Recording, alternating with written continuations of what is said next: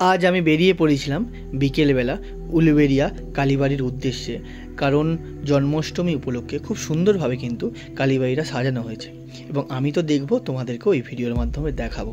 আর এই হচ্ছে যে রাধাকৃষ্ণর খুব সুন্দরভাবে একটা এখানে তার মূর্তিকে আর কি খুব সুন্দরভাবে দেখানো হয়েছে। ব্যাকগ্রাউন্ডটা ফুলারে দিয়ে খুব সুন্দরভাবে সাজানো হয়েছে, বেশ কিন্তু সুন্দর লাগছে।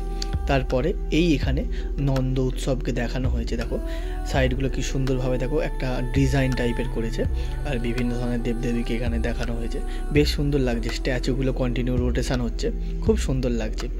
তারপরে আমরা চলে এলাম এখানে, এটা হচ্ছে বসুদেবের যমুনা পার, আর উপরে দেখো সুন্দর জল টাইপের পড়ছে আর কি, আর ব্যাকগ্রাউন্ডে একটা সিনারি আছে, বেশ খুব সুন্দর দৃশ্য কিন্তু। আর এটা রোটেশন হচ্ছে, বাচ্চারা দেখলে বেশ ভালো লাগবে, বেশ আনন্দ পাবে।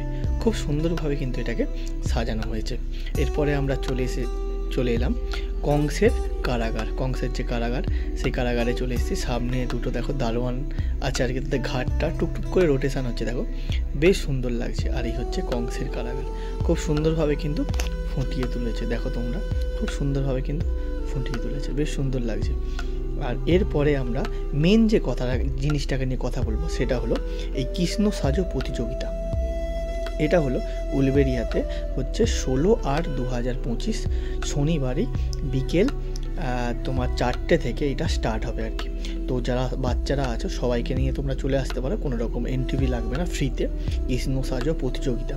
তো যাদের ঘরে বাচ্চা আছে খুব সুন্দরভাবে সাজিয়ে কিন্তু তোমরা নিয়ে চলে এসেছো।